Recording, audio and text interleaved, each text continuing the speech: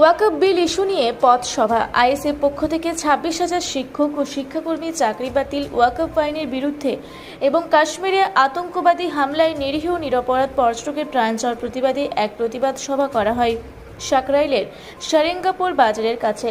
প্রধান বক্তা হিসেবে উপস্থিত ছিলেন আইএসএফ প্রধান তথা ভাঙড়ের বিধায়ক নৌশাদ সিদ্দিকী। গোটা অনুষ্ঠানটির পরিচালনার দায়িত্বে ছিলেন সাকরাইল ব্লক সভাপতি নাজিম শেখ। আইএসএফ কর্মীরা ওই অনুষ্ঠানের আসেন বিধায়কের বক্তব্য শুনতে।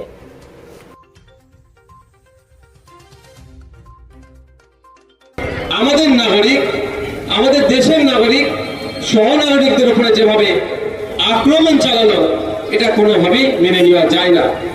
ওই বিষয়ে আমি কোটি কয়েক কথা বলবো, কিন্তু দুর্ভাগ্য আমাদের এটাই, দেখছি গত রাত থেকেই সোশ্যাল মিডিয়ায় সাম্প্রদায়িক উন্মাদনা ছড়ানো হচ্ছে। খুব কম মানুষকেই বলতে শুনলাম বা বলতে দেখলাম, যারা ওই ন্যাক্কারজনক ঘটনা ঘটিয়েছে, যারা সমাজ বিরোধী, যারা মানবতা বিরোধী, যারা কাশ্মীরের মানুষের শত্রু, যারা দেশের মানুষের শত্রু, যারা ধর্ম নির্বিশেষে প্রত্যেকটা নাগরিকের যারা শত্রু, তাদের একটা ছাড় পায়, এইরকম বললে আমরা মানুষ খুব কম দেখতে পেলাম।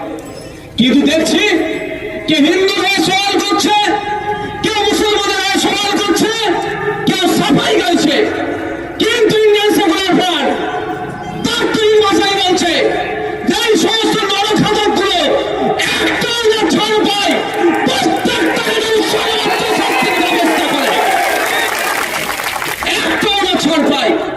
যারা কাশ্মীরের তথা দেশের ভাবমূর্তিতে আঘাত দিচ্ছে, দেশের সার্বভৌমত্ব নিয়ে জাগরণ করছে, বিদেশে বহির্বিশ্বে অনেক দেশের মাথায় তবে যারা এই সমস্ত ধরনের সাম্প্রদায়িক কাজ করেছে, সব প্রত্যেকটিকে চিহ্নিত করে সর্বোচ্চ শাস্তির দাবি আমরা তুলছি।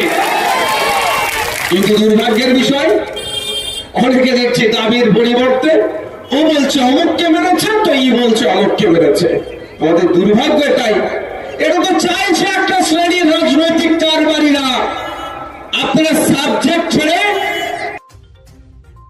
হাওড়া থেকে মণিশঙ্কর বিশ্বাসের রিপোর্ট, রূপসী বাংলা মিডিয়া।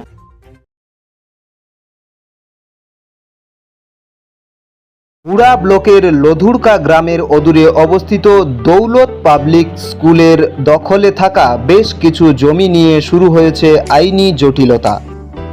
1197 দাগের যে বেলাবহল মৌজা এবং 2239 দাগের যে লধুরকা মৌজা, এই দুটো জমি আপনারা প্লিজ কেউ কিনবেন না, কারণ আপনারা বিপদে পড়তে পারেন, আইনি একটা লড়াইতে পড়ে যেতে পারেন। জমিটা একদম ডিসপিউটেড, ফলে একটু সাবধানে থাকবেন।